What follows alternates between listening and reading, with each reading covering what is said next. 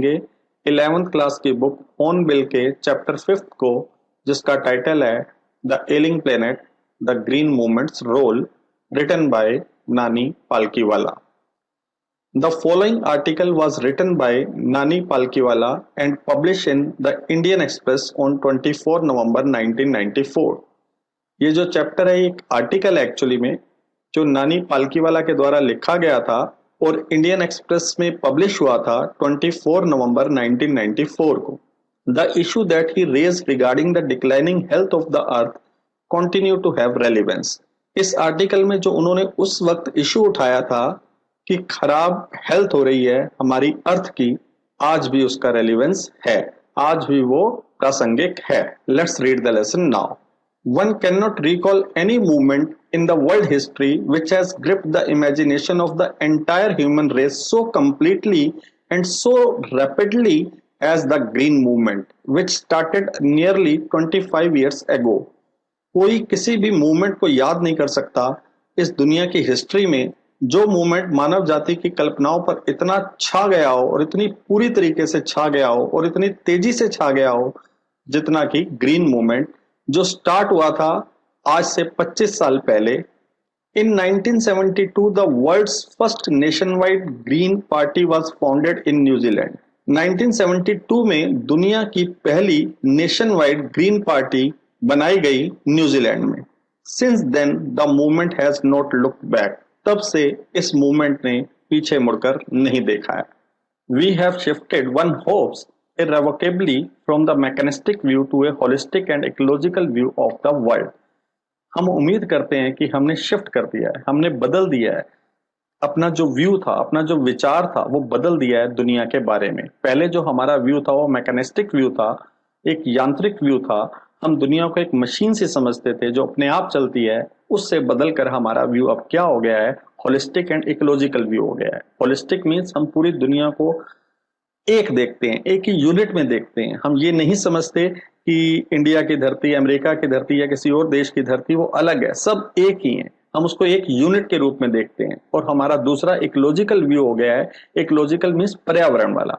हम पर्यावरण की दृष्टि से देखते हैं. अगर एक जगह कोई प्रॉब्लम आती है पर्यावरण की वजह से तो उसका असर दूसरी जगह भी पड़ता है, संसार के दूसरे हिस्सों में भी पड़ता है.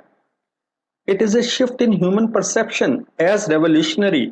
ये जो बदलाव है ह्यूमन की, मानव की धारणा में, वो इतना ही क्रांतिकारी है एज दैट जितना कि introduced by Copernicus who taught mankind in the 16th century that the earth and the other planets revolved round the sun.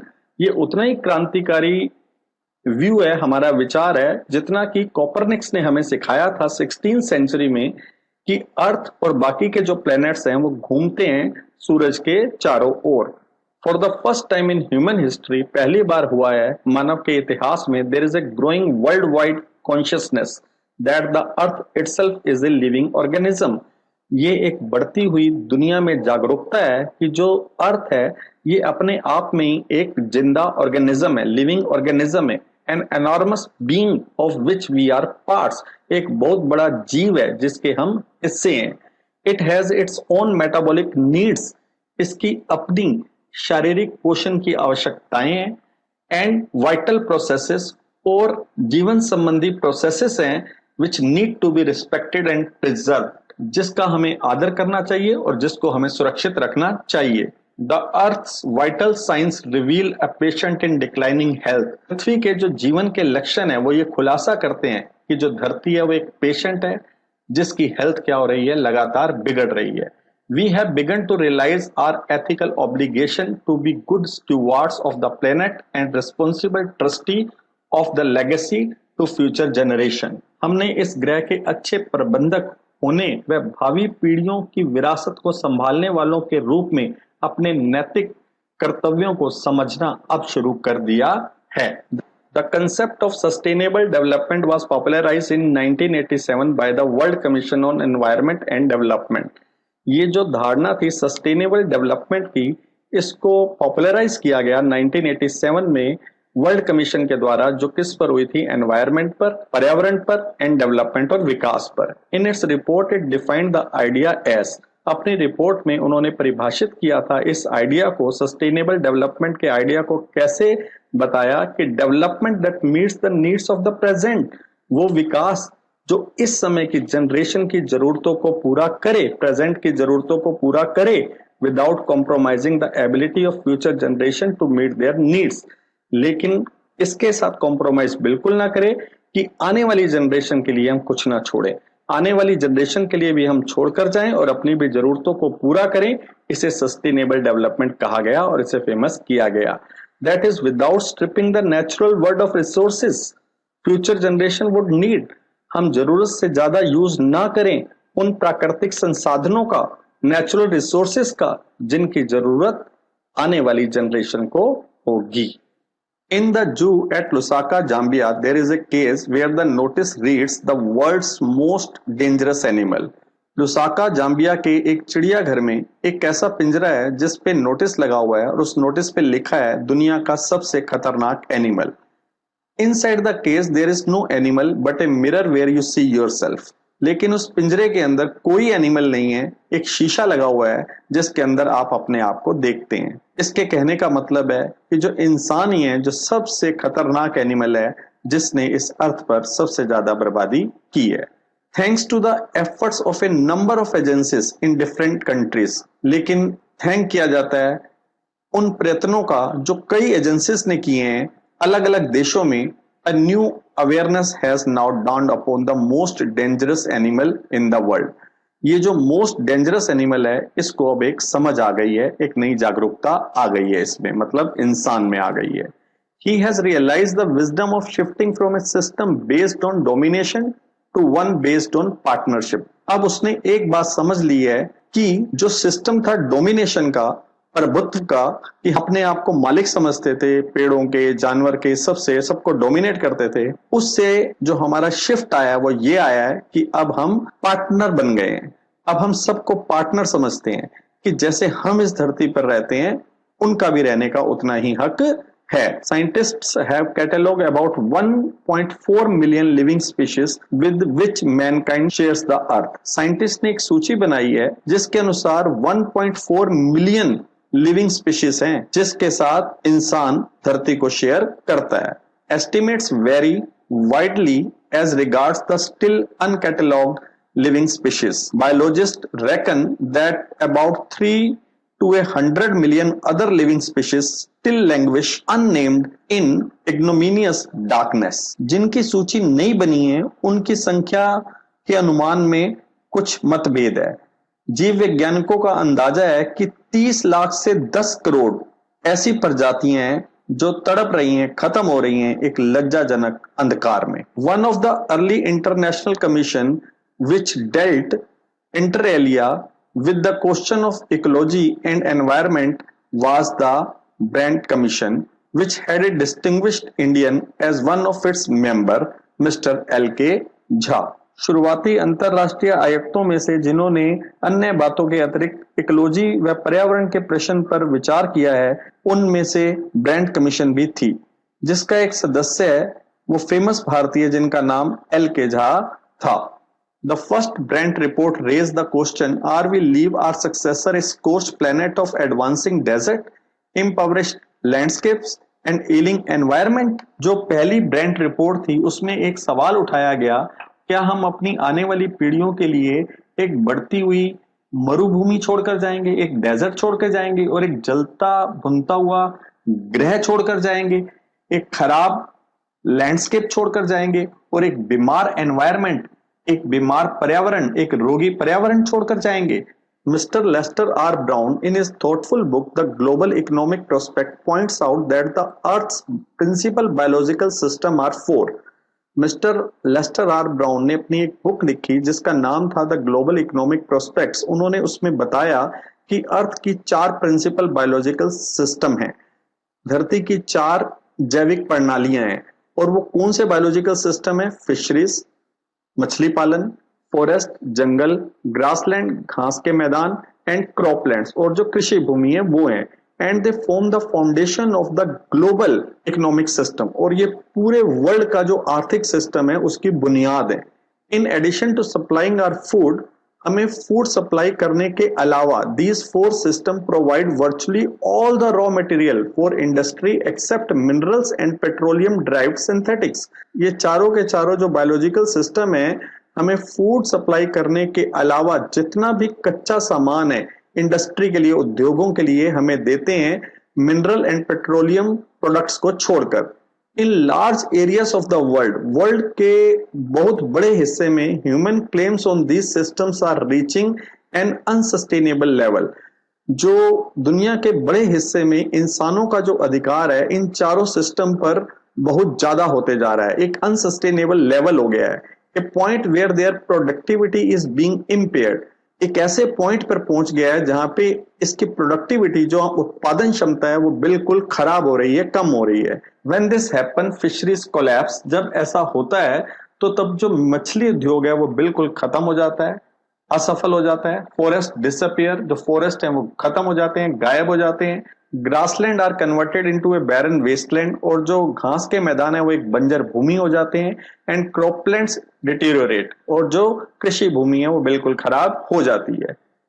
In a protein conscious and protein hungry world, overfishing is common every day. इस protein से सचेत दुनिया में और protein से hungry world में जो मछली का पकड़ना है वो रोजमर्रा की लाइफ में बहुत ज्यादा हो गया है। इन पुअर कंट्रीज और गरीब देशों में local forest are being decimated in order to procure firewood for cooking. जो लोकल जंगल हैं उनको बिल्कुल नष्ट किया जा रहा है, क्या प्राप्त करने के लिए? जलाने वाली लकड़ी प्राप्त करने के लिए। In some places firewood has become so expensive that what goes under the pot now cost more than what goes inside it. कुछ जगहों में ऐसा हो गया है कि जो जलाने वाली लकड़ी है वो इतनी महंगी हो गई है कि राइटर है कि हमें एक फ्रेज देता है, एक लाइन लिखता है कि what goes under the pot now cost more than what goes inside it. Means जो चीज बर्तन के नीचे है वो ज्यादा महंगी हो गई है उस चीज से भी जो बर्तन के बीच में है। मतलब जो बर्तन में पक रहा है वो सस्ता है और जो बर्तन के नीचे जल रहा है वो ज्यादा महंगा है। मतलब लकड़ी इतनी महंगी हो गई है। Since the tropical forest is in the words of doctor Myers the powerhouse of evolution, क्योंकि जो ट्रॉपिकल फॉरेस्ट होते हैं वो एक कार्मिक विकास के ऊर्जा का स्रोत होते हैं डॉक्टर मेयर्स के शब्दों में। Several species of life face extinction as a result of its destruction. कई ऐसी प्रजातियां हैं जो लुप्त होती जा रही हैं इन जंगलों के कम होने की वजह से। It has been well said that the forest precede mankind, ये बिल्कुल सही कहा गया है कि मनुष्य के आने से पहले वन होते हैं। डेजर्ट्स फॉलो, उनके जाने के बाद डेजर्ट बन जाते हैं। The world's ancient patrimony of tropical forest is now eroding at the rate of 40 to 50 million acres a year। ये जो संसार की पुरानी धरोहर है ट्रॉपिकल फॉरेस्ट की, अब वो उजड़ती जा रही है। किस रेट पर ये उजड़ रही है? 40 to 50 मिलियन, 400 से 500 लाख एकड़ से ईयर, एक साल में खराब हो जाती है, उजड़ जाती है। And the growing use of dung for burning deprives the soil of an important natural fertilizer, और गोबर को जलाने के लिए प्रयोग होने से भूमि महत्वपूर्ण प्राकृतिक खाद से वंचित होती जा रही है। The World Bank estimate that a 5-fold increase in the rate of forest planting is needed to cope with the expected fuelwood demand in the year 2000। वो जो वर्ल्ड बैंक है एस्टिमेट, वो अंदाजा लगाता है कि 5-fold इंक्रीज, 5 गुना increase चाहिए in the rate of forest planting, forest को लगाने में, टू कोप विद, अगर हम निपटना चाहते हैं जो एक्सपेक्टेड फ्यूलवुड डिमांड है, जो एक्सपेक्टेड लकड़ी की डिमांड होगी इन द ईयर 2000 ईयर में जो डिमांड होगी। ईयर 2000 यहां पर यूज किया गया है, लेकिन 2000 ईयर तो बीत चुका है। लेकिन ये आर्टिकल जब लिखा गया था वो 1994 में लिखा गया था, इसलिए यहां पर ईयर 2000 यूज किया गया है। तो आगे हम पढ़ते हैं। James Speth, the president of the World Resources Institute, James Speth जो प्रेसिडेंट थे वर्ल्ड रिसोर्सेस इंस्टीट्यूट के, सेड द अदर डे, उन्होंने कहा था, we were saying that we are losing the forest an acre a second. उन्होंने कहा था कि हम जंगलों को किस रफ्तार से खो रहे हैं, 1 एकड़ जंगल को हम खो देते हैं 1 सेकेंड में, but it is much closer to an acre and a half to a second. लेकिन ये किसके नजदीक आने वाला है कि हम 1 सेकेंड में 1.5 एकड़ जंगल को खो देंगे। Article 48A of the Constitution of India provides that जो एक अनुच्छेद है 48A भारत के संविधान में, वो हमें प्रोवाइड करवाता है, उपलब्ध करवाता है, the state shall endeavour to protect and improve the environment and to safeguard the forest and wild life of country. कि जो सरकार है पर्यावरण की रक्षा वह उसे सुधारने का प्रयास करेगी, वह देश के वन्य प्राणियों को सुरक्षित रखेगी। But what causes endless anguish is the fact that laws are never respected nor enforced in India। लेकिन जिस बात से सबसे ज्यादा पीड़ा होती है वो ये है कि भारत के कानून का ना पालन होता है, ना ही उन्हें लागू किया जाता है। फॉर इंस्टेंस, एग्जाम्पल के लिए, the constitution says that casteism, untouchability, bonded labour shall be abolished, but they flourished shamelessly even after 44 years of the operation of the constitution. उदाहरण के लिए संविधान कहता है कि जाति पाति, छुआछूत और बंधुआ मजदूरी समाप्त किए जाएंगे, परंतु संविधान के लागू होने के 44 ईयर के बाद भी ये लज्जाजनक ढंग से फल फूल रहे हैं। A recent report of our Parliament's Estimate Committee has highlighted the near catastrophic depletion of India's forest over the last 4 decades। एक रिसेंट रिपोर्ट में जो पार्लियामेंट एस्टिमेटेड कमेटी की है उसमें ये हाईलाइट किया गया है कि बड़े ही खतरनाक तरीके से डिप्लीशन हो रहा है, कमी हो रही है इंडिया के जंगलों में पिछले 40 सालों में। India according to reliable data, एक विश्वसनीय डाटा के अनुसार, आंकड़ों के अनुसार, इंडिया जो है is losing its forest at the rate of 3.7 million एकड़ ईयर। जो इंडिया है अपने जंगलों को खो रहा है, 3.7 मिलियन एकड़ जंगल को खो देता है एक साल में। Large areas officially designated as forest land, बड़े बड़े एरिया जिनको आधिकारिक रूप से घोषित किया गया है कि वो फॉरेस्ट लैंड है, आर ऑलरेडी वर्चुअली ट्रीलेस, वो बिल्कुल ट्रीलेस हो चुके हैं, वनों से रहित हो चुके हैं। The actual loss of forest is estimated to be about 8 times the rate indicated by government statistic. अगर असली नुकसान देखा जाए जंगलों का तो वो 8 गुना ज्यादा है जितना कि हमें बताया गया है गवर्नमेंट के स्टैटिस्टिक के द्वारा, गवर्नमेंट के आंकड़ों के द्वारा, उससे भी 8 गुना ज्यादा है। A 3-year study using satellites and aerial photography conducted by the United Nations warns that the environment has deteriorated so badly that it's critical in many of the 88 countries investigated। उपग्रहों व हवाई फोटोग्राफ का प्रयोग करके राष्ट्र संघ ने, United nation ने 3 वर्ष के अध्ययन के बाद ये बात बताई है कि जिन देशों का निरीक्षण किया गया उसमें कईयों का पर्यावरण इतना खराब हो गया है कि चिंताजनक स्तर पर वो पहुंच गया है। There can be no doubt that the growth of world population is one of the strongest factor distorting the future of human society। इस बात में कोई शक नहीं है कि संसार की बढ़ती हुई जनसंख्या मानव समाज के भविष्य को बिगाड़ने वाले बड़े बड़े कारणों में से एक है। It took mankind more than a million years to reach the first billion। प्रथम 1 अरब की जनसंख्या पहुंचने में मानव जाति को 10 लाख वर्ष लगे थे। That was the world population around the year 1800। उस समय 1800 में वर्ल्ड की पॉपुलेशन इतनी थी। By the year 1900 a second billion was added। लेकिन 1900 तक एक और बिलियन उसमें जुड़ गया। And the 20th century has added another 3.7 billion। और 20th century ने 3.7 बिलियन पॉपुलेशन को और इसमें जोड़ दिया है। The present world population is estimated at 5.7 billion। जो आज की प्रेजेंट वर्ल्ड पॉपुलेशन है उसका अंदाजा लगाया जाता है कि वो 5.7 बिलियन है। Every 4 days the world population increases by 1 million। हर 4 दिन बाद पूरी दुनिया की पॉपुलेशन 1 मिलियन बढ़ जाती है। Fertility falls as income rise, education spreads and health improves। जो प्रजनन शक्ति है वो कम होती है जैसे ही लोगों की इनकम बढ़ती है, एजुकेशन फैलती है और हेल्थ लोगों की इंप्रूव होती है। थस इस प्रकार development is the best contraceptive. जो विकास है वही सबसे बड़ा बेस्ट कॉन्ट्रासेप्टिव है। अगर जनसंख्या को रोका जा सकता है तो वो डेवलपमेंट से ही रोका जा सकता है। But the development itself may not be possible if the present increase in number continues. लेकिन जो विकास है वो भी शायद पॉसिबल ना हो, वो भी शायद संभव ना हो अगर जो प्रेजेंट इंक्रीज है इन द नंबर कंटिन्यूस, जो जैसे जनसंख्या बढ़ रही है अगर ऐसे ही बढ़ती रहती है तो विकास भी पॉसिबल नहीं है। The rich get richer and the poor beget children which condemns them to remain poor.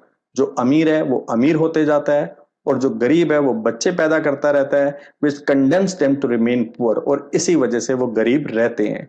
More children does not mean more workers, merely more people without work। ज्यादा बच्चों का मतलब ये नहीं है कि ज्यादा काम करने वाले, उसका इतना ही मतलब है कि ज्यादा लोग बिना काम के। It is not suggested that human being be treated like cattle and compulsorily sterilized, but there is no alternative to voluntary family planning without introducing an element of coercion।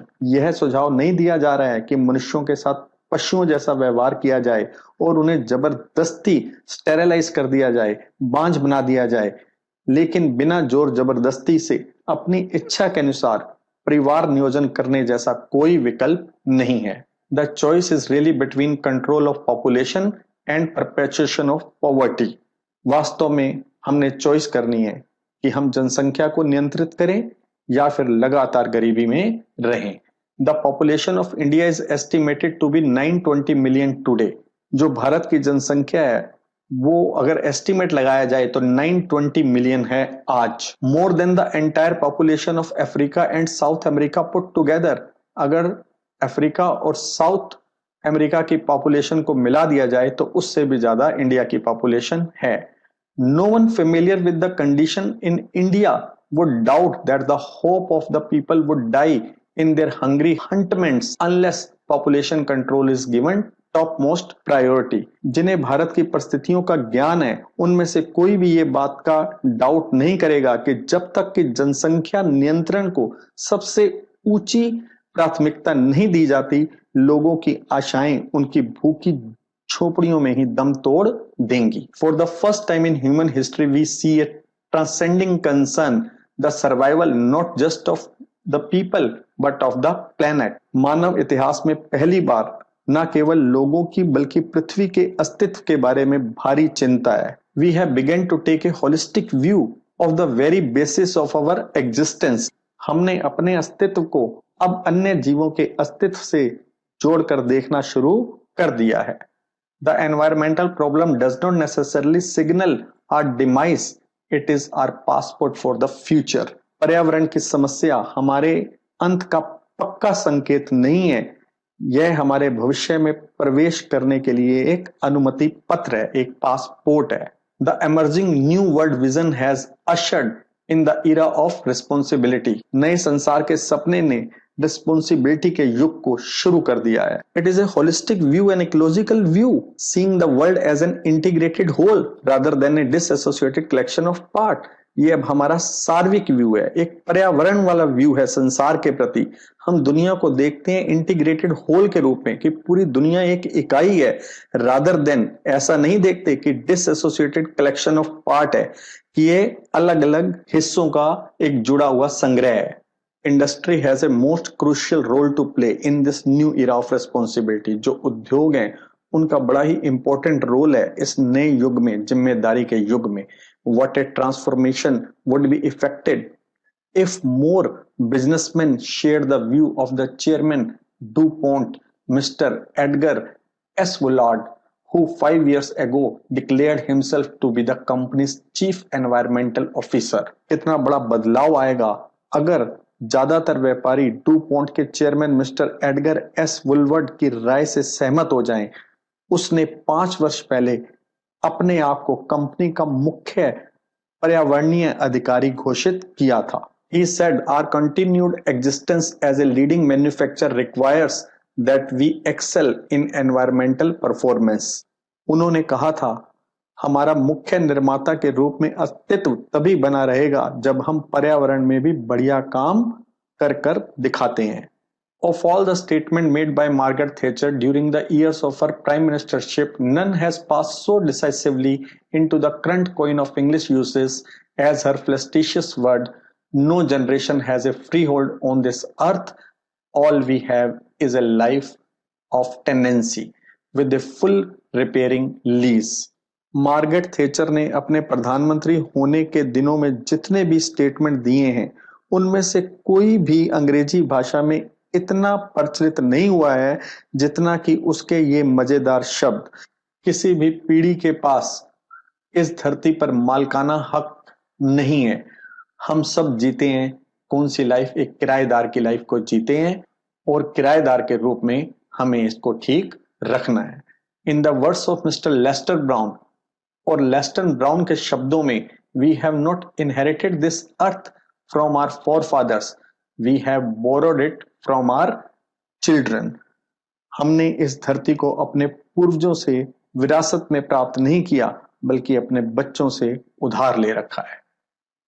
मतलब ये धरती हमारे पास अमानत पड़ी है हमारे बच्चों की, और हमने सही सलामत उनको ये धरती वापस करनी है।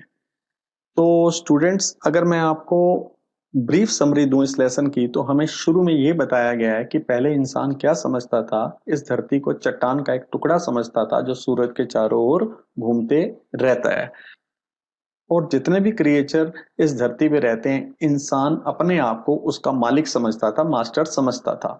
लेकिन जो ये मूवमेंट हुआ, ग्रीन मूवमेंट, उसकी वजह से हमारी सोच बदल गई।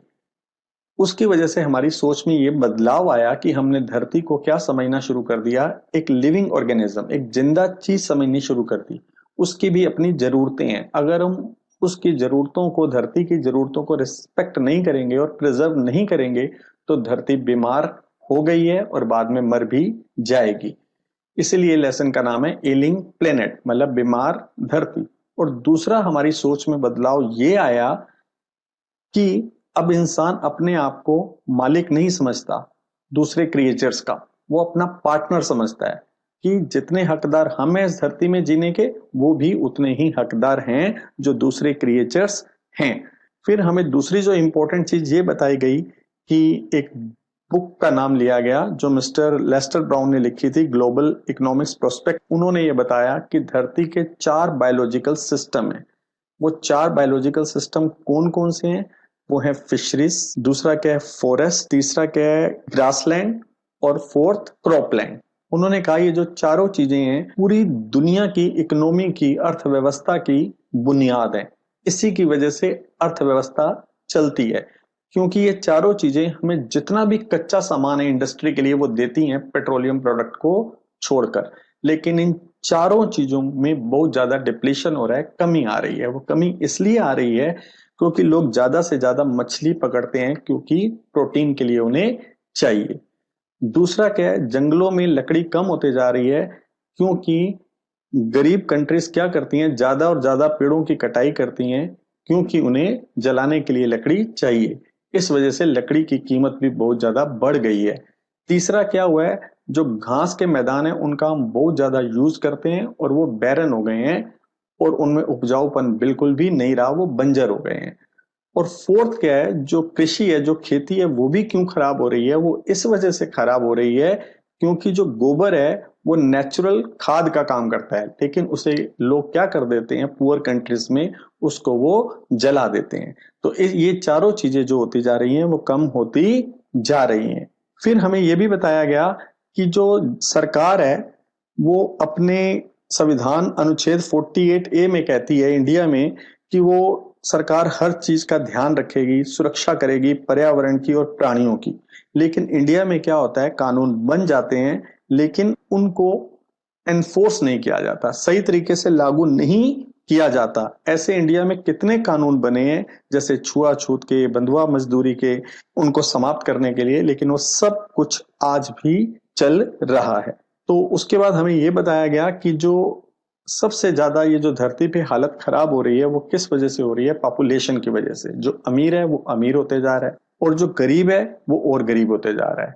अमीरों के बच्चे कम होते हैं, जो गरीब है उनके बच्चे बहुत ज्यादा होते हैं। गरीब ये समझते हैं कि ज्यादा बच्चे मतलब उनके लिए क्या होगा, ज्यादा काम करने वाले।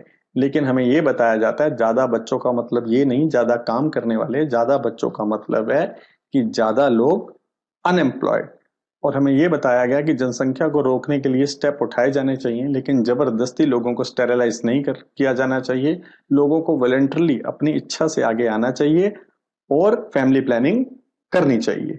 जब जनसंख्या कम होती है तो लोगों की इनकम बढ़ती है, जब इनकम बढ़ती है तो एजुकेशन भी बढ़ती है, जब एजुकेशन बढ़ती है तो लोगों की हेल्थ भी अच्छा रहती है। और ज्यादा अवेयर क्या होती है, पॉपुलेशन होती है, और जो ज्यादा अवेयर पॉपुलेशन होती है तो उसे पता होता है कि स्मॉल फैमिली की क्या इंपॉर्टेंस है और क्या वैल्यू है। और लास्ट में हमें क्या दी जाती है, स्टेटमेंट दी जाती है। किसकी स्टेटमेंट दी जाती है? एक तो स्टेटमेंट दी गई डू पॉन्ट के chairman mister Edgar S Woolard की।